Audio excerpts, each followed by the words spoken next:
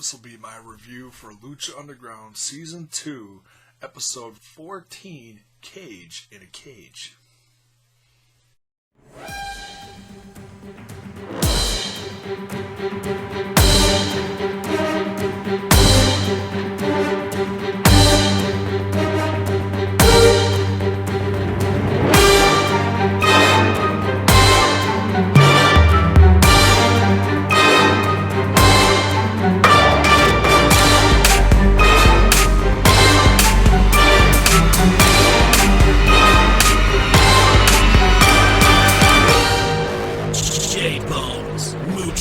Lucha.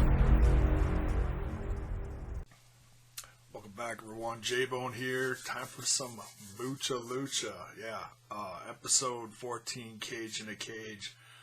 Man, this it's starting to sound redundant, but it's not a negative thing, man. This awesome train just keeps on rolling with Lucha Underground. They just don't disappoint whatsoever. And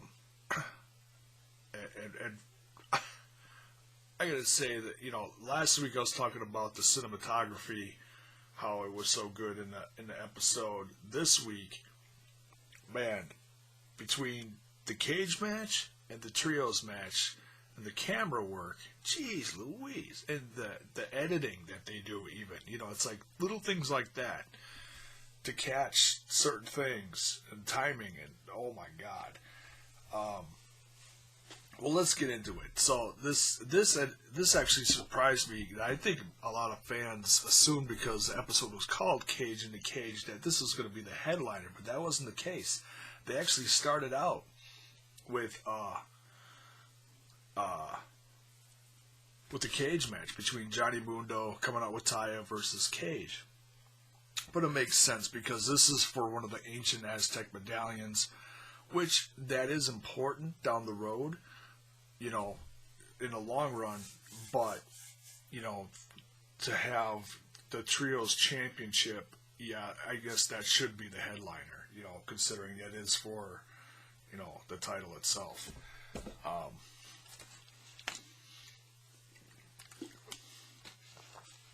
This was a great cage match. This did not disappoint. I'll even go as far as to say that this was better than the it's a cage match of sorts between Taker and Shane. This was more entertaining than that. Yeah, I'll say that. Obviously there was no 30-foot drop, but hey, if you look at the spot. A few of the spots in this cage match, just unbelievable. Between, Johnny could have won, could have taken the easy way out. He was up at the top and did his spinning whatever, and missed, completely missed Cage. And Taya climbing to the top of the cage and doing, a flying crossbody on top of Cage. And, man, that Taya is unbelievable. I mean, she comes out, she's sexy, and she's also incredibly badass. And she's not afraid to whip ass or get her ass whipped. I mean, just, man, between the chair shot and, man, just the shenanigans in this was just crazy. I mean, she really put herself out there between, climbing up and down the cage, then eventually getting into the cage to help Johnny. You gotta wonder what, she's really putting herself out there for him. You gotta wonder, after this cage match, what their relationship is going to be like. Is this going to hurt their relationship, or is this not going to affect it? Because she's 100% behind Johnny Mundo in this, and has been since day one, and has just gotten herself just, especially that first match, just getting destroyed by Cage, you know, through the tables and everything. It's like, oh, jeez Louise.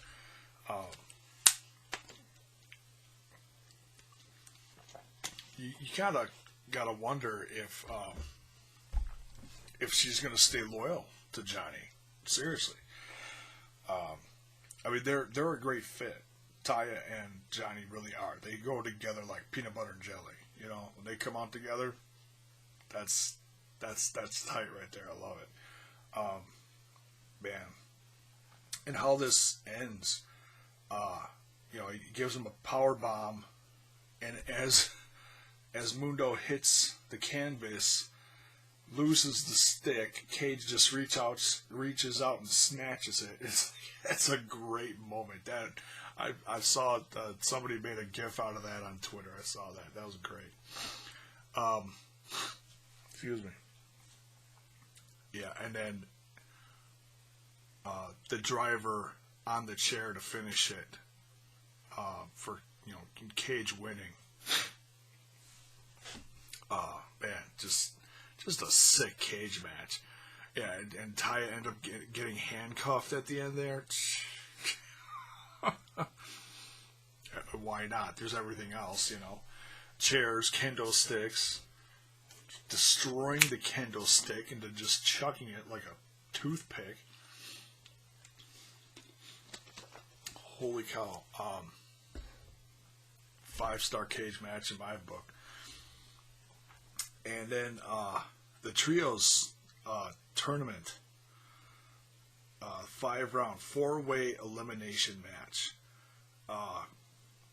You know, God bless Vampiro and Matt Striker, because, man, they pretty much, you know, partway through the match were like, you know, they just became fans at one point and barely, I mean, they still called it, but they just, you know, they stopped for a minute. They're like, how the hell do you call this? I mean, there was spot after spot after spot after spot after spot for a while.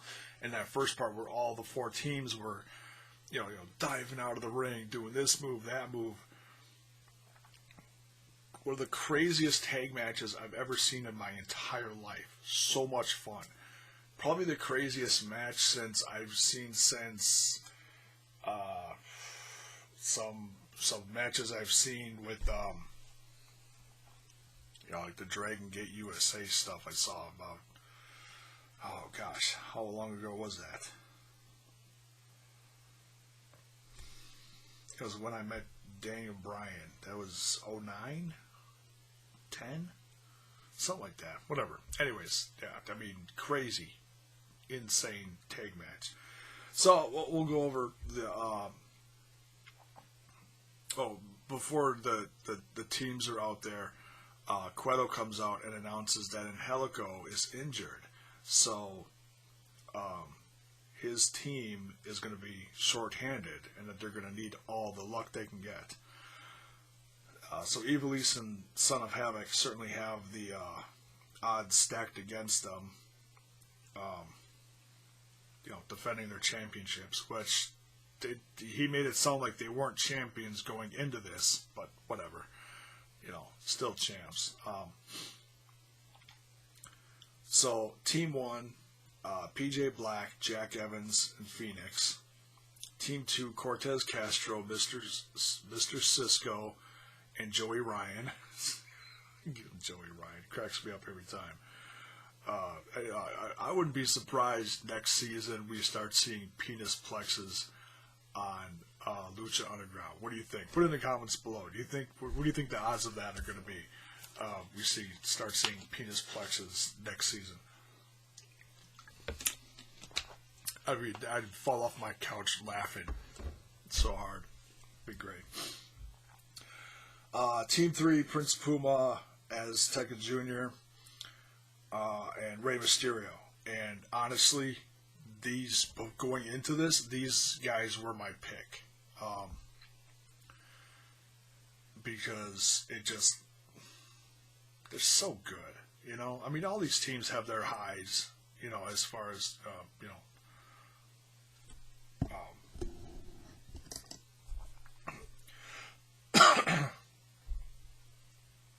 they all had a decent chance of winning. But certainly Team Havoc or whatever you want to call them certainly didn't fare too well in here. And then of course Evilise and Son of Havoc rounding out the rest of the teams. Man, I didn't write down any notes for any spots because it was just way too many. I'll go over the eliminations though. The first one out, Evilise rolled up Castro, which eliminated Team 2, Cisco, Castro, and Ryan. The second one was Evans pinned Evilise, eliminating them. Oh, and I love the spot where he screams into the camera, to the crowd, I'm the baddest bitch in the building. It's like, yeah, Jack, you're a big bitch. It's like so funny. He's just been a riot this season. I mean, he's so good in the ring, but he's so over the top, snarky, sarcastic. Oh, it's rich. It's really rich. Let's see. Third one, which obviously is the final one. Ray pinned Evans. Which that's interesting. If you look at that, Evilise got the first pin, then Evilise got pinned by Evans, and then Evans got pinned by Ray. I just realized that. That's kind of funny how that happened. So yeah, your new trios champs, Puma, Dragon Aztec Jr., and Mysterio. And Mysterio, I was talking about this last night on Destroying Kayfabe, and it's, Ray looks so good. He does. He looks healthy. And we were saying, well, yeah, he's not doing this same high-flying, crazy-ass routine, 300 plus days a year. He's on a part-time, at least I'm assuming you'd call it a part-time schedule, wouldn't you? You get tapings every few months and have a few matches over the course of a weekend. Plus, I think he's still with AAA. I'm not sure. I don't know if they cleared up all that issues with them or not. But nonetheless, and he's doing some other independent bookings too. Didn't he? He had that one-off with Kurt Angle. I'll have to look that up, see if I can find that somewhere.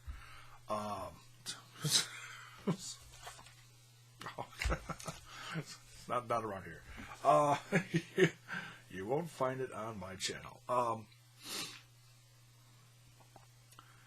But yeah, just a crazy ass match. Now you gotta wonder with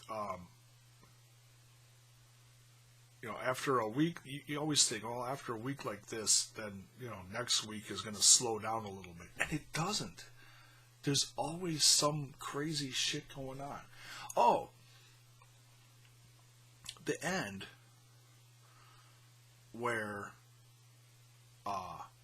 you're in Vampiro's, I didn't talk about this on the podcast last night. You're in Vampiro's, at least I don't think I did. Vampiro's dojo. And it took me a second. I was like, whoa, what the heck is this? I thought it was like a Mil Muertes thing again. But once I saw the cloak and the background or whatever, I realized it was Vampiro's dojo.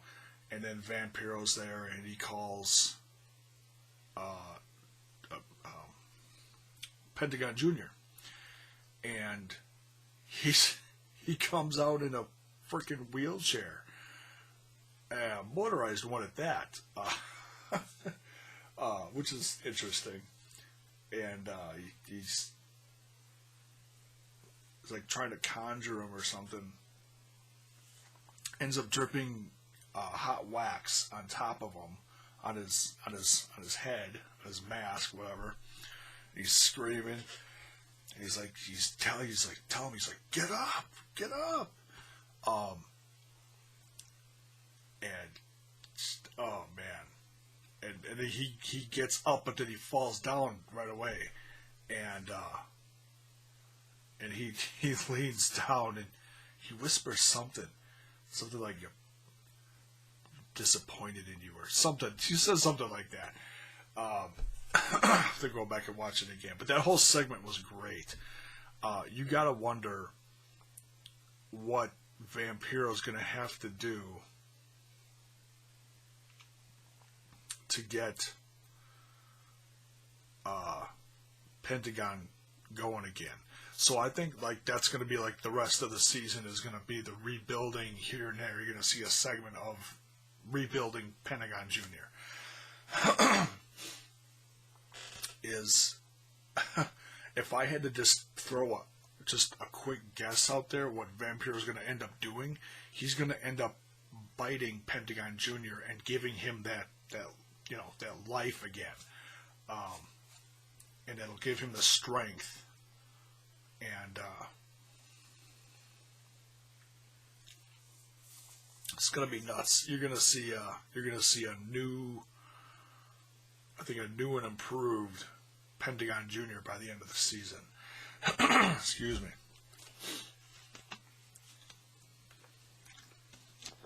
Can't wait. Yeah, I love it when Vampiro really lets the Vampiro out. Yeah, and he's great. He's great on commentary. Don't get me wrong with Matt Stryker, but man, when he gets into true Vampiro mode, man, it's badass. So yeah. I don't know if they said anything for next week as far as like previews or coming attractions or anything. I didn't catch anything. But nonetheless, I'm sure it will not disappoint. But we'll have to see where this goes with the new trios champions, and hopefully we'll get better in Helico. Whatever that was. I don't know if that had to do with the pictures that got posted on Twitter, something about he broke a toenail and he's laying in the hospital bed all hooked up with wires and shit. I don't know if that was part of it. I don't know. But I saw that. I was like, whoa, that's looking vicious. We'll probably have another Aztec medallion match. So yeah, there's been 3 matches. I meant to look this up earlier and I didn't. So Cage has one.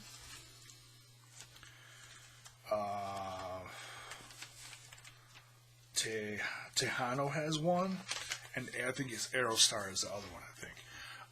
So, and you got, what, 4 or 5 to go? Is it 7? 4 to go, yeah. My math is horrible. So, yeah, that's going to do it for this one. I'm going to have to watch this again, and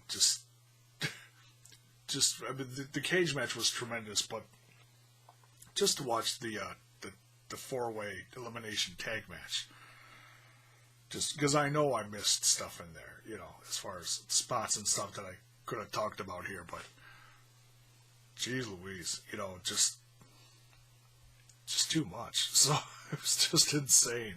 So that's it for this one. We'll see you next week. And hey, yeah, I mean, I also talk about Lucha Underground on